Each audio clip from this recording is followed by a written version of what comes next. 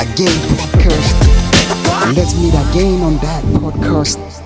Talk about what's hot, what's not, what's in, what's out, what's happening around the block. You know, Again Podcast by Brian Smith. Again and again, once again, welcome to the Again Podcast with me, Mr. Smith. Please don't forget to like, share, and subscribe. To all my subscribers, guys, thank you so much for following us. Thank you for the love that we've been receiving all over the street, all over the places, guys. We love you all. Today, guys, I brought you guys the light of the party. Not enough he lives in the party, but if he's there, the party lights up. What am I, G? Yeah. How's it, brother? Nice, bro. It's good to be here, eh? Yeah. It's been a while, eh? Yeah. So, my guy, please tell the people who you are and what exactly do you do. Okay. My name is Kilawahile Manailana. My other name is Tipsy Lekiopa, which is my company. So I'm a mixologist. What I do, I create drinks, I create flavors, I create looks, I create things that are extraordinary. So I'm bringing people something that I haven't seen before, and I'm making it in an extraordinary way, in my way. So, in short, I'm a mixologist, a great one, based in Rustenburg, specializing in events. So usually people call me if they want to drink not just beers and ciders, but they call me when they want extraordinary drinks like cocktails, shooters, and I recreate them from anything actually. I can make a cocktail out of mkomboti. I could make a cocktail out of anything. So that's who I am. I'm a mixologist in Rustenburg, and hopefully I'll be international. Hopefully, yeah. Your voice into good seats. Anyway, I hear you're a mixologist. You turn everything. So now what I see, especially from mixologist and barman, is the art. Okay. When did you realize, Korendana, you're actually an artist? All right. It was 2019. I was out of my matric at the time, so I wanted to pursue medicine sciences because I was doing medicine science in school. So it was hard to get a bursary. So my first job was in a bar. So this place is called Kings and Queens Lounge. Yeah. So the place is closed now. Because I left. I'm kidding. But my point is, I was at Kings and Queens, and there was this bartender who was doing nice cocktails, and people always loved him, asked about him, and I'm sorry, I felt jealous. So I was like, okay, since I'm also a bartender and I'm new in the industry, I want to be like that guy. So that guy was actually my motivation to becoming what I am today. So I saw how people reacted to his drinks. I was like, wow, I gotta do something like that as well. I gotta make people go crazy about my drinks. So I got motivated by the environment that I was in, because I saw that if you create something extraordinary, people see it in another eye and they show you acknowledgement. You see the smiles on their face. So the smile on their face is the one thing that I wanted to see, and one thing that motivated me, and the compliments made me grow as a person. And in the mixology department, it made me a better mixologist, because I didn't just want, no, this drink is okay. No, I wanted, wow. I wanted that face. Hence, I call you guys artists, because it takes a lot of time. It takes a lot of tenacity, detail, and everything. Exactly. Okay, you started in 2019, right? Yes. And then, how did the conversation between you and the guy come about? Or you know what? Yes, I'm a barman, bro, but I wanna turn myself into an artist. I wanna see myself being actually this mixologist that you are today. Well, it was kind of a hard path for me. Touch and going by that time, because you know why? When you get to lounges that are exclusive, that look good because Kings and Queens was one of the best. Yeah. You know, so I was new in the industry and I didn't know anything, right? So I had to prove myself. So I didn't actually talk to him, you know. I just proved myself. So what I did is I took extra shifts. I worked overtime every time, and I made sure that I'm there every day. So I didn't have an off for like 6 months. And well, it didn't bother me to actually going off because what am I gonna do on the on and off day? Yeah. Okay, I have a life, but well, actually my life is behind the bar. So so I had to work hard for him to see that okay, this guy is not just a barman, it's not just a bartender, but he's a mixologist because there's a difference between a barman, barista, and a mixologist. Yeah. Yes. So for you to get to the mixology level, you have to be best in all the rankings. You have to be the best barista, make the best cappuccinos, mochas.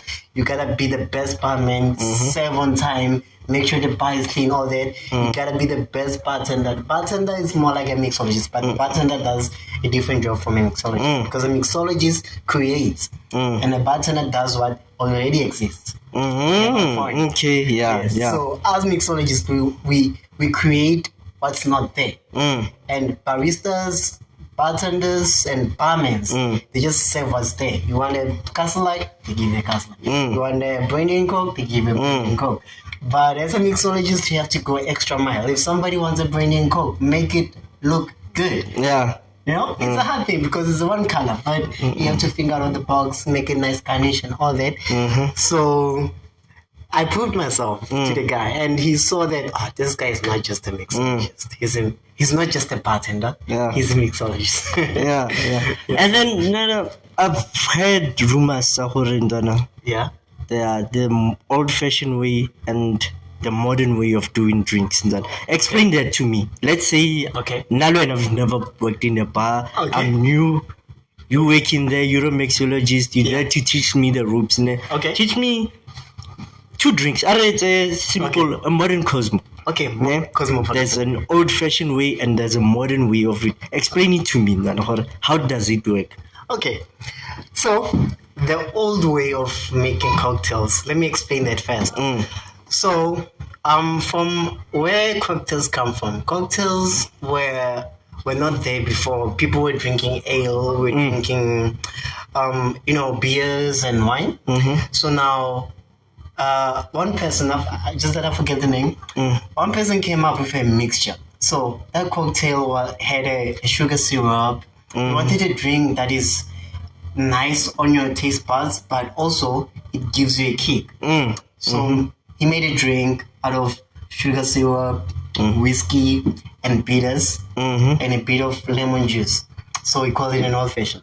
So this is how you make the old drinks. The old drinks usually, it's either you stir them or you just build them up in a glass. So most of them, for example, your Cosmopolitan. Yeah. So Cosmopolitan is mostly the classic cocktails. They don't take much of ingredients. It's just like 4 to 5 ingredients. So as it gives you a bit nice tipsiness.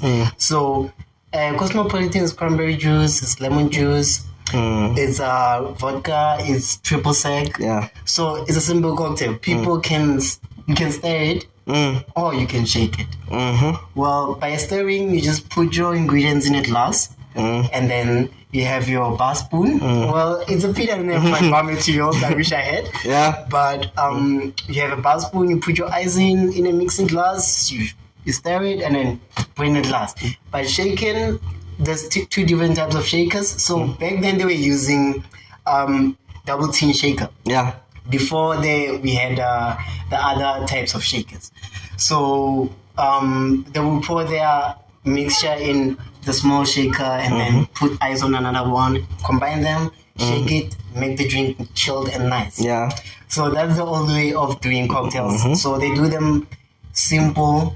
They make them one color. Most of them, they are just one color. If it's just that Sex on the Beach was more modern because it came after 21st century. Yes. And then most of them, they were before 21st century. So they are quite basic. So now the modern way of doing cocktails is different from what they were doing in the past. Because in the past, they were not like that much Extraordinary, You know- colorful, and all that. Yeah. they didn't believe in garnishes that looks like anything you can think of, like making a bed out of a orange peel, Yeah. or making a flower out of lemons. You know, so basically, it's like the quote that says, "When life gives you lemons, you give them lemonade." Yeah. You make lemonade out of it. Yeah. I don't know if I said it right. Yeah. I So, get you, no? yeah. And okay, speaking of drinks, ne, Yes. there are varieties of drinks, bro. Yeah. I've noticed there are people that can go by and say, "Surprise me." Yeah. And then I love those surprise me, because then there are also mixologists who specialize in their own mixtures, who actually have their signature drinks. Ne? Exactly. So give me your 5K signature drinks, your to go to. Okay. Over the past 2 years, I've made over 100 signature drinks. So this is my top 5. Should I tell you a backstory behind? Yeah, you can. Yeah, sure. Okay. Yeah. So my first drink, the first drink that I made, which was my signature, it's called Royal K Daiquiri. Yeah. So I made it in Kings and Queens. Yeah. So that cocktail, it consists of red and blue colors. Yeah. So they are just separated. So I called it Royal K Daiquiri because the person that I made this drink to was royalty, actually. Yeah. So she came from royalty. She said, Kile, make me something that will make me pass out. Surprise me, let me say. Yeah. Surprise me. I was like, okay, cool. I go to the bar. I didn't have much. I just on colors. I just had blue curacao, and then I had a strawberry mixture Syrup. Yeah. So I came up with a drink. So it consists of a coconut rum. It consists of, so it's a daiquiri actually, like the usual daiquiris that we are used to, a strawberry daiquiri. Yeah. Yes, but that one is different. So I call it Royal K because Royal representing that lady, That lady. K for Kilebukile, and it was a very nice daiquiri. She loved it. So that was my first drink. So the second drink is Kiwi Frost. So Kiwi Frost, I made it this year. So it's my second best. Yeah, I saw that on social media. Yeah. Oh, thank you. So Kiwi Frost is my second best because it was my first time taking a different path on creating mixtures. So how is it different? It's because it's fresh. So I took a different take on cocktails. I made a fresh cocktail out of fresh fruits. So the fruits that I used on Kiwi Frost is coconut and kiwi. Kiwi is the star of it. So it is my second best because I got big reviews on TripAdvisor. Yeah. And people from international has been crying about it, you know? Yeah. So that's my second best. Yeah. So my third best cocktail is Material Queen. So Material Queen, basically, I made it in Kings and Queens. So basically, Material Queen it's a drink for ladies. It looks amazing. Like it looks like a lady. When you look at it, as a guy can drink it. It's a red drink. It's colorless. It has a lot of fruits, flowers. It's just a fresh drink, vibrant and refreshing. And my fourth best drink. So I made a twist on whiskey sour. Okay. So this drink is called Dirty Whiskey Sour. So whiskey sour is one of the classics, but this one is dirty because it's different from the original whiskey sour. Yeah. I made it for this gentleman. He's a lawyer. He didn't like any kind of drink besides whiskey. So I was like, I can't just make an old fashioned or regular whiskey sour. So I was like, okay, let me make something flavored. So it's a peach passion fruit flavored whiskey sour. It's different from the classic one, but it's very refreshing. So I'm on number 4. Yeah, the last one. Give me the last one. So the last one, Under the Sea. So Under the Sea, wow, I'm so connected to that cocktail. I don't know why it's not my first, but it's my last on my 5 on the list of 5. Yeah. Sorry. So under the sea is a drink that looks like an ocean inside. So I create fishes, dolphins out of a lemon peel, orange peel, grapefruit peels. So I create living things under the sea. Put them in a drink. It looks blue. It looks sandy underneath. The ingredients are not important for that, but that cocktail is one of the best because it really does look like a sea. So I called it under the sea because of the garnishes, the blue, the sand underneath the glass. But it's not an actual sand, so I made my artificial sand to look like a sand, but it's a drink. So that's my top 5. Yeah, then I hear you speaking about the garnishes and different textures, different taste and all that. Yes, sir. But let's speak about the most difficult part about being a mixologist, you know? Okay. There are those people with allergies, bro. Okay. Let's say, for instance, somebody's allergic to coconut, allergic to kiwi, such things, you know? There are people with different allergies. Yeah. Do you, as a mixologist, take the leap or to understand, or is this person allergic, or you just do it? Well, where does the conversation go? For give me a suggestion, but do you ask her, are you allergic to this, or you just do? And okay, the conversation here. Good question. Well, myself, I'm a person who likes to express myself, you know, because what I'm doing is like, man, it's like a dream. So when I come to you asking me about a drink, firstly I need to know your preferences. Yeah. So this is how the conversation goes by. Let's make an example. You are my guest, right? Okay, I come to you. Good afternoon, sir. Yeah, how's it? How are you doing, sir? I'm good, and you? Good. My name is Kele. I'm the mixologist. I make extraordinary drinks, and I would love to surprise your taste buds. What do you like to drink? What do you feel like? Well, I'm more of a vodka guy. I love vodka. I love something cold. Okay. And I don't know, put a little bit sweetener because I've got also a sweet tooth. See? That's how I go about it. I just gave you an answer by that. So I get to you, ask you, what do you like? What do you feel like?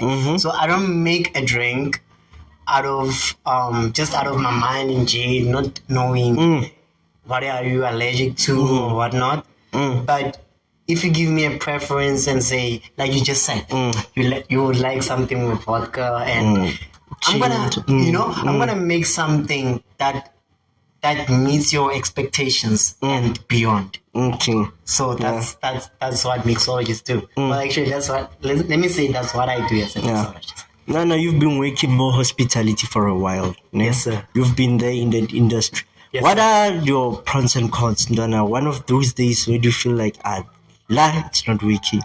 Do you sometimes think, Hormar, could have been a lawyer? Well, yeah. Well, I wanted to become a TV director. I wanted to also do science. Well, actually, I'm over ambitious. I wanted to do a lot of things, you know. And the pros of mixology. It's not like any kind of job. It's this one, you are like on a spotlight, right? And you meet people, you express yourself. It's like you're selling yourself, you know. You're selling your art and all that. So the pros is you are doing you, all right? And you are putting yourself out there. And the world sees that. And, you know, let's talk about the finance part. So finance part, you won't be that as successful if you are focused on one thing. Yeah. For example, right now I have a company, Silekyoba, and I'm working 9 to 5 somewhere. It's not a bad thing because I haven't made it yet, right? Yeah. Until you make it, you need to make means, right? So you need to have multiple streams of income. Yeah.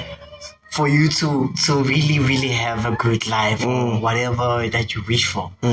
So the pros is if you're good at what you do, you're gonna make a good content. You're gonna go places. Like I've been places.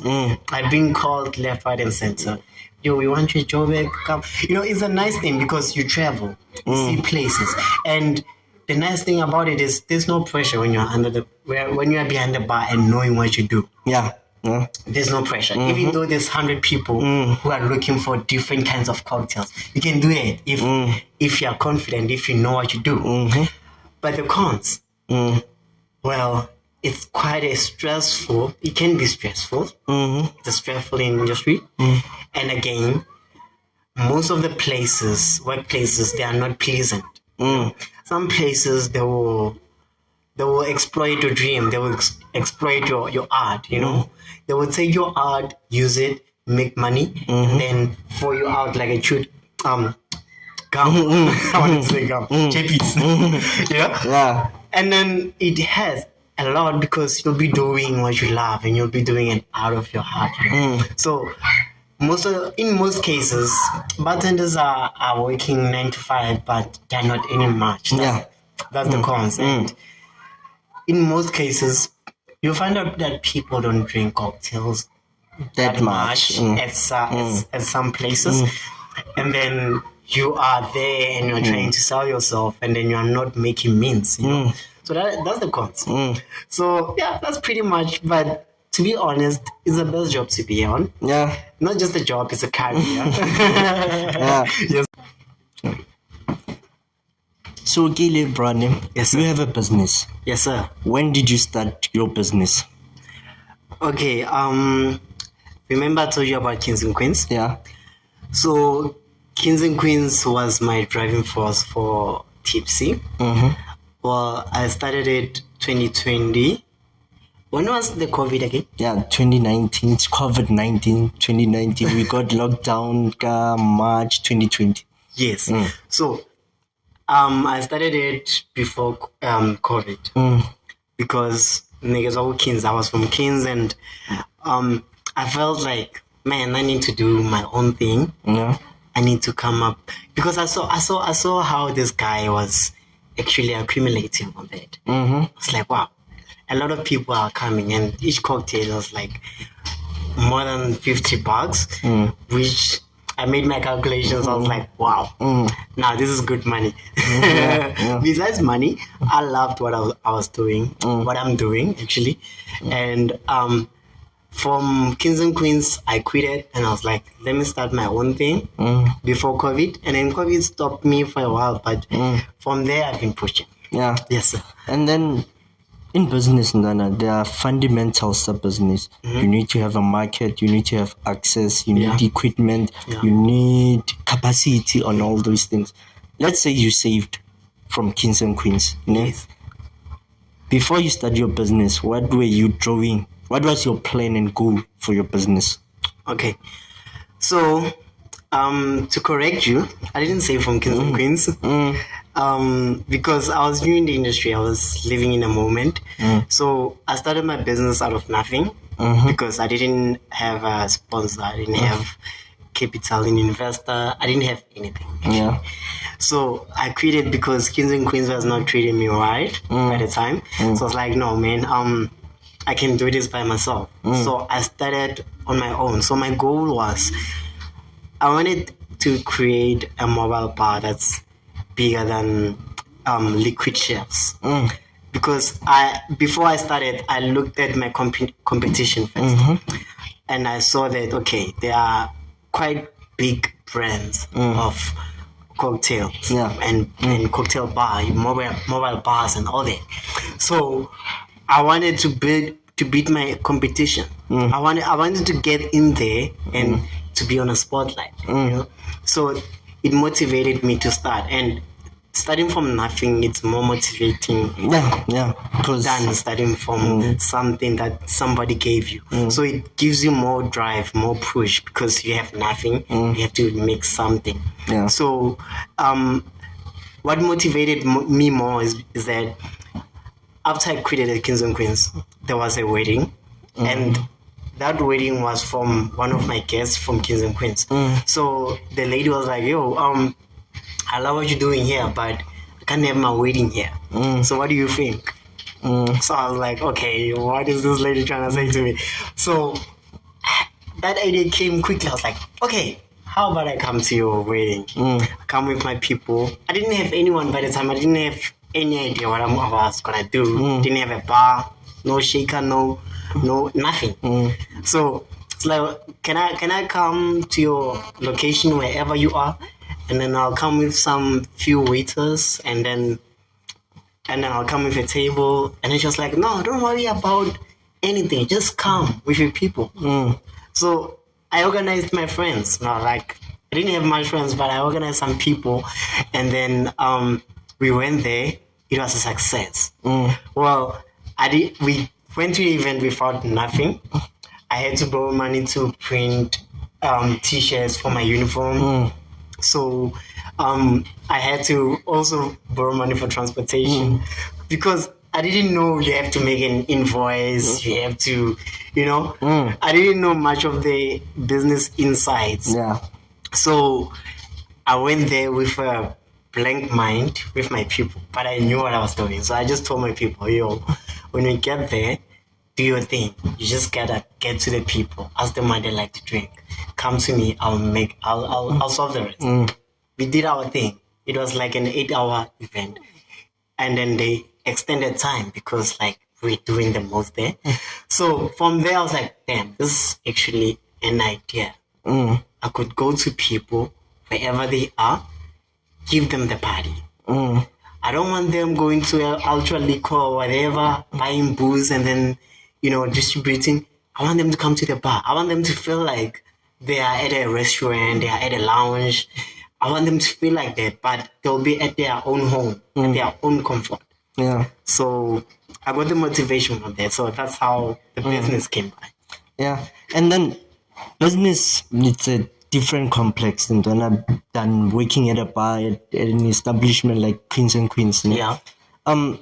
Okay, you had a team already. You printed a few shirts. You got your money. And I know you got paid out of it. Yeah, it was good. Then from there, what happened? What was the next step? Did you buy equipment? Did you register your company? How did you market your company to reach as far as all those events you've been through? Okay, so from there, it was some kind of I don't know what to call it, but I was like, okay, I didn't know where to go, honestly. Like, remember I told you I didn't have any business inside. So from the little that I got, it's like, okay, since I have this idea of going to people, doing my thing, I must first have a content. I thought of a content first, and then pushing that content got me more clients. So this is how I made it. Out of what I made, I just bought a shaker, and then just one shaker. I didn't have a bar, so I was using a table, table and a cloth. So I had those. I had a little material. I didn't have social media platform for my company. It was not registered. I didn't have a name. So this is how Tipsy came by the name. So while I was at that wedding, somebody came to me. I was like, yo, one of the guests. It's like, I've been drinking. This is my second glass. And damn, I feel hella tipsy. I was like, really? I was like, yeah, and it feels good to be tipsy than drunk. It's like, okay. So it got to me, how about I call myself tipsy? Because people drinking my cocktails, they feel tipsy and they say tipsy feels good. But I didn't want the original word tipsy, so I edited the name.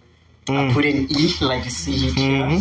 So I put an E inside, so as it becomes my name, not the original Tipsy name. And then after I got a name and my one shake and a table, there was an event.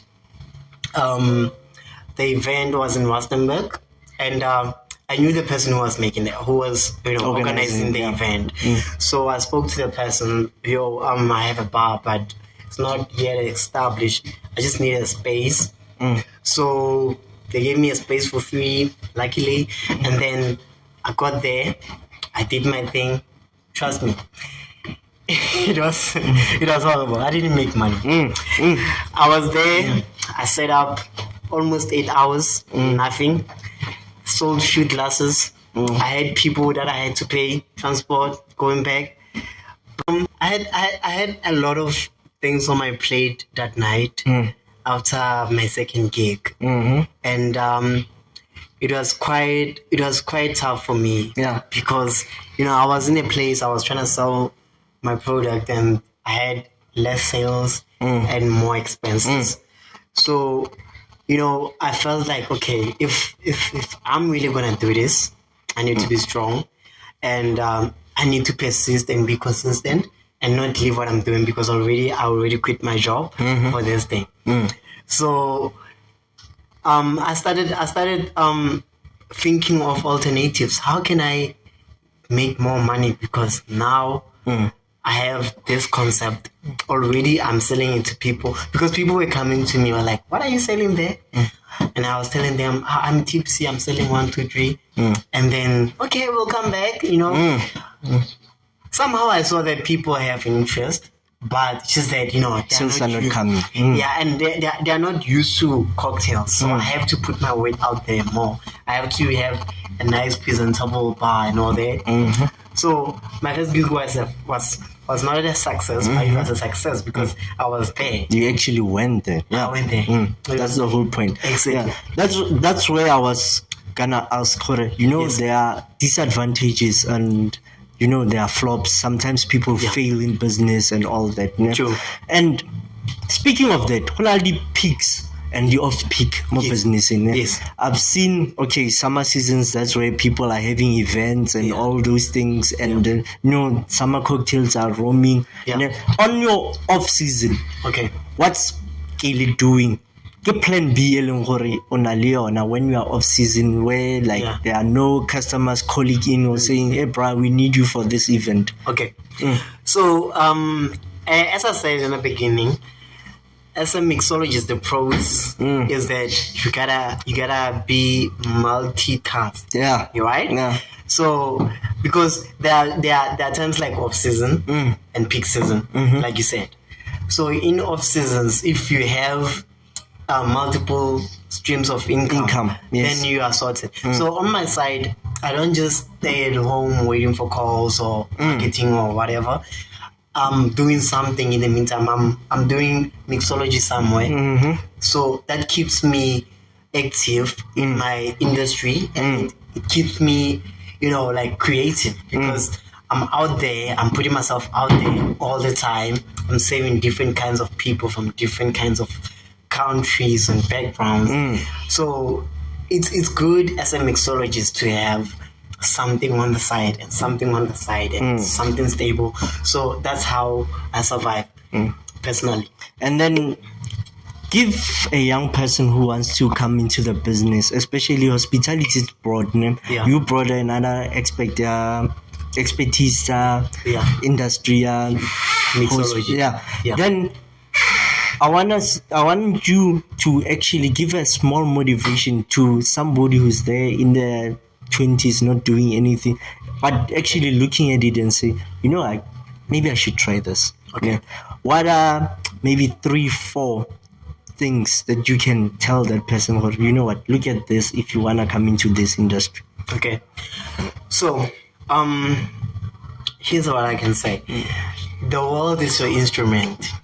That's my quote. The world is your instrument. So I go about this quote because, as a person, for you to learn stuff, for you to know stuff, you need to explore the world. You need to be out there. You need to expose yourself to difficulties, to struggles. So my advice is, if you want to be a mixologist, a successful one, firstly, you need to love the industry, and you need to have a passion for art. Yeah. Because you could go to school, learn how to mix, and then become the worst bartender or the worst mixologist, because you just did that for the money or whatever the reason. But if you love it, if you have true passion for it, then you can survive. Then you can become bigger than whatever brand that is big, you can become anything you want to do. But what matters the most is your drive, your consistency, your love. If you have love for what you're doing, if you have passion for it, and then if you also have a plan. Most importantly, you gotta have a plan.